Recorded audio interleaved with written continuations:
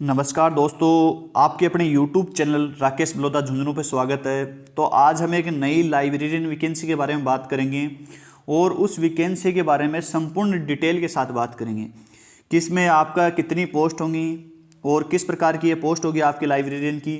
इसमें education qualification क्या होगी, सिलेबस क्या होगा, चयन प्रक्रिया क्या होगी, कब ये भर्ती होगी आपकी, और इसमें किस प्रकार से आपको सिलेबस को डिवाइड करके आपको पेपर है वो कितने नंबर का होगा, क्या इसमें इंटरव्यू होगा क्या, या इसकी जो एग्ज़ाम करवाएगा वो कौन सा विभाग या कौन सी संस्था आपकी एग्ज़ाम करवाएगी, क्या इसमें एज क्वालिफिकेशन होगी। जो आपके संपूर्ण सवाल हैं कल के, क्योंकि मैंने पोस्ट है वो मेरे ग्रुपों में साथ में यूट्यूब चैनल के जो कम्युनिटी बॉक्स में डाल दी थी, लेकिन बहुत सारे कमेंट को देखते हुए मुझे इस वीडियो को बनाना पड़ा। तो चलो अपन बात करते हैं मेन पॉइंट की। जो आपकी ये रिक्वायरमेंट है, ये जो आपकी रिक्वायरमेंट है ये EMRS यानी कि requirement rules for the post of librarian EMRS, यानी कि जो EMRS की है वो आपकी ये पोस्ट है।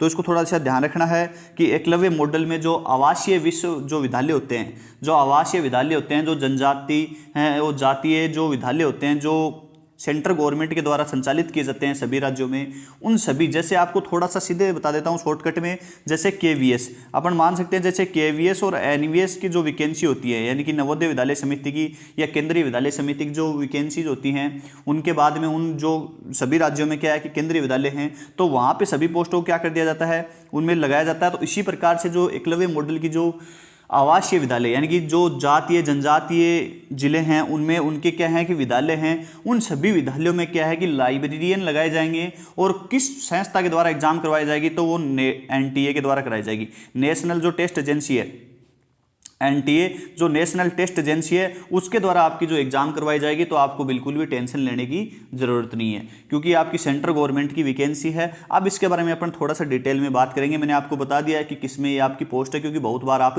पूछ रहे थे। अब अपन थोड़ा सा इसमें डिटेल में बात करेंगे कि इसमें सबसे पहला पॉइंट तो अपना यही है कि नंबर ऑफ पोस्ट कितनी है, और ध्यान रखना है कि पोस्ट का नाम क्या है। तो पोस्ट का नाम तो आप सभी को पता है कि पोस्ट का नाम क्या आपका, तो वो क्या आपका लाइब्रेरियन। और नंबर ऑफ पोस्ट कितनी है, तो टोटल पोस्ट आपकी कितनी है, 740 पोस्ट हैं। दो बातें आपकी क्लियर हो गई हैं। तीसरी बात यह है कि इसमें क्लासिफिकेशन ग्रुप में, यानी कि बात करते हैं कि ये किस प्रकार के ग्रुप में इसको विभाजित किया गया है। तो ये आपके क्लासिफिकेशन B, ग्रुप B में इन पोस्टों को क्या है आपका शामिल किया गया है। अपन बात कर लेते हैं कि पे स्किल की। मैं थोड़ा सा वीडियो में थोड़ा सा जल्दी बताने की कोशिश करूंगा, इसके अलावा आपका कोई डाउट रह जाए तो आप मेरे को बता सकते हैं। पे स्किल आपका बहुत ही अच्छा है, लेवल 7 का पे स्किल है, और आपकी जो सैलरी है वो 44,900 से लेकर 1,42,400 रुपये तक रहने वाली है। इसके बाद अपन बात कर लेते हैं कि इसका कोई रोल नहीं है। एज लिमिट की अपन बात करते हैं, तो एज और डायरेक्ट जो रिक्वायरमेंट है उसके लिए एज आपकी कितनी होगी, तो आपकी एज है वो मिनिमम जो 35 ईयर है मैक्सिमम। इसके अलावा आप यदि पहले से जो EMRS में एम्प्लॉय हैं तो इनके लिए आपकी जो एज है वो 55 वर्ष है। तो ये ध्यान रखना कि 35 वर्ष से ज़्यादा, यानी कि जो जिस प्रकार से छूट मिलती है वो देख लेना आप कि जो SC ST OBC है, PWD है, उनको छूट मिलती है, लेकिन आपकी जो एज है वो 35 साल से ऊपर आपकी जनरल की नहीं होनी चाहिए। बाकी जिनको जैसे छूट मिलती है 3 साल, 10 साल, 5 साल, वो आप सभी को पता होता है, तो आपकी एज होगी। और EMRS में यदि आप एम्प्लॉय हो वर्तमान में, तो आप अपनी जो एज है वो 55 ईयर काउंट कर सकते हो।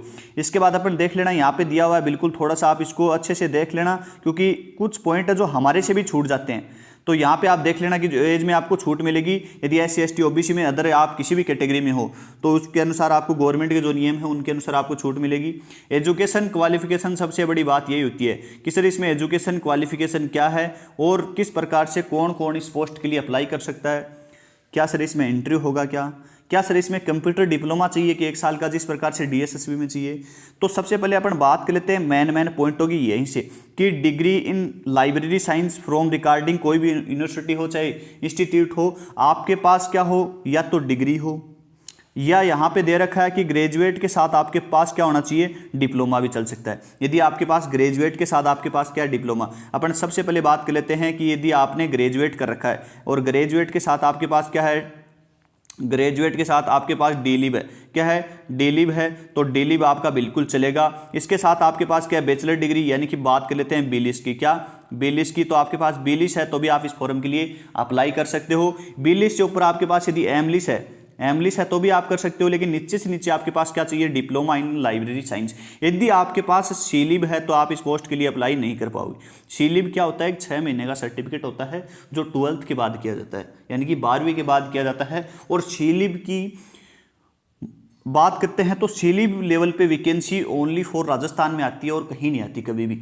सीलिब की वैकेंसी राजस्थान में 3rd ग्रेड की वैकेंसी आती है, तो उसको ध्यान रखना कि सीलिब वाले जो बच्चे हैं वो इसके लिए पोस्ट के लिए अप्लाई नहीं कर पाएंगे। डीलिब है, बिलिब है, इससे समकक्ष आपके पास कोई भी अन्य डिग्री है लाइब्रेरी साइंस की, चाहे 3 साल की भी है, कॉलेज में होती है शायद अन्य राज्यों में, तो वो भी आप इसके लिए अप्लाई कर सकते हो। उसमें ग्रेजुएट में एक लाइब्रेरी साइंस का जो विषय होता है वो शामिल होता है, तो वो ध्यान रखना इस पोस्ट के लिए इस प्रकार से आप अप्लाई कर सकते हो। अब आगे कोई महत्वपूर्ण बात है नहीं, तो जो महत्वपूर्ण बात थी मैंने आपको बता दिया है कि इसमें डिग्री है आपके पास या डिप्लोमा है आपके पास, या आप बात कर सकते हैं कि इसको एजुकेशन क्वालिफिकेशन की अपन बात कर चुके हैं। इसके अलावा एज की मैंने बात कर ली है। मेन पॉइंटों पे आते हैं जल्द से जल्द।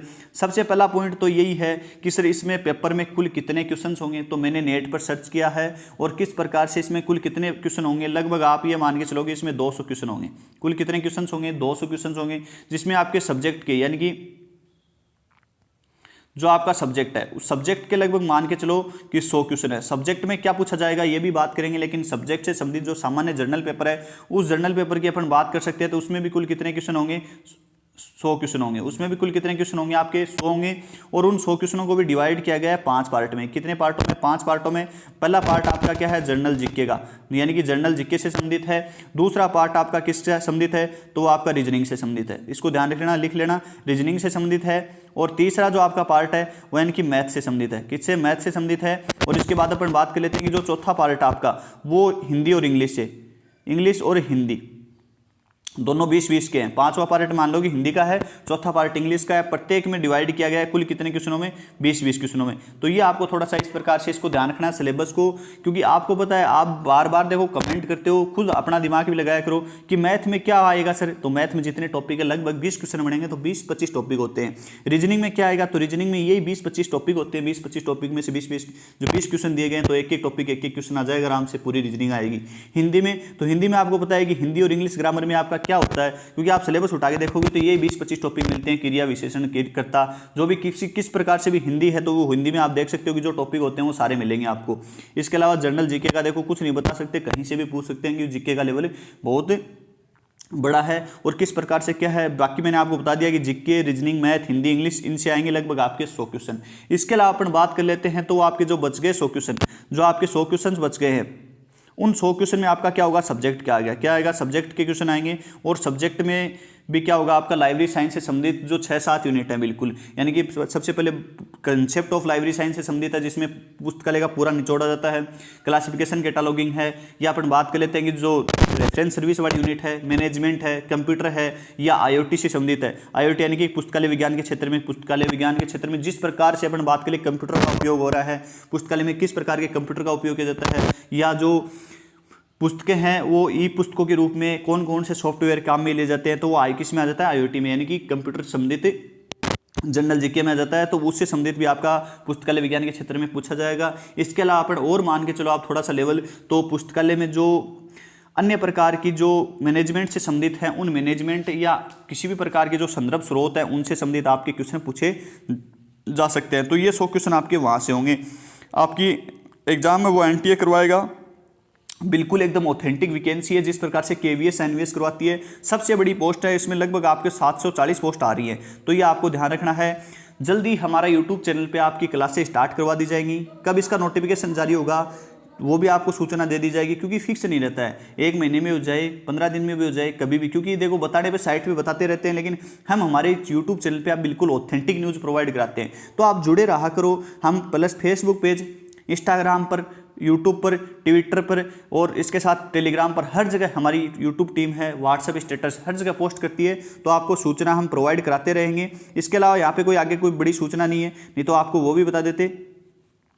आगे कोई बड़ी सूचना नहीं है, आगे किसी भी प्रकार का नहीं है, क्योंकि प्रोबेशन पीरियड आपका 2 साल का होगा। इससे संबंधित आपको क्या पे स्किल जो AMRS का जो पहले एम्प्लॉय लगे हैं उनके अनुसार उनका रखा जाएगा, कोई बड़ी बात नहीं है। तो इसमें सबसे बड़ी पोस्ट है, तो इसके लिए हमारी यूट्यूब टीम है वो आपके लिए जल्द क्लासेस स्टार्ट कर देगी। इसके साथ ही हमारी यूट्यूब टीम 1 या 2 दिन में आपके लिए जो एप्लीकेशन है वो लॉन्च करेगी, जहाँ आपको टेस्ट सीरीज प्लस जो रिकॉर्डेड वीडियो है, लाइव वीडियो है, या किसी भी प्रकार की अभी आप जैसे DSSB NVS की जो DSSB है, हरियाणा लाइब्रेरियन की है, बिहार लाइब्रेरियन की है, राजस्थान लाइब्रेरियन की, तो वो सभी आप डाउनलोड कर सकते हैं ताकि आपको जल्द से जल्द जो मैटर है और हमारे यूट्यूब चैनल के माध्यम से प्लस एप्लीकेशन के माध्यम से मिल सके। किसी भी प्रकार के कोई भी स्टूडेंट को यदि इनसे कोई भी कमेंट पूछना हो तो आप मेरे को कमेंट करके पूछ सकते हैं। और इसके साथ यदि आपका कोई और नई वैकेंसी आती है या इसका नोटिफिकेशन कब आएगा तो तब अपन बिल्कुल डिटेल में आपको जानकारी देंगे। जय हिंद, जय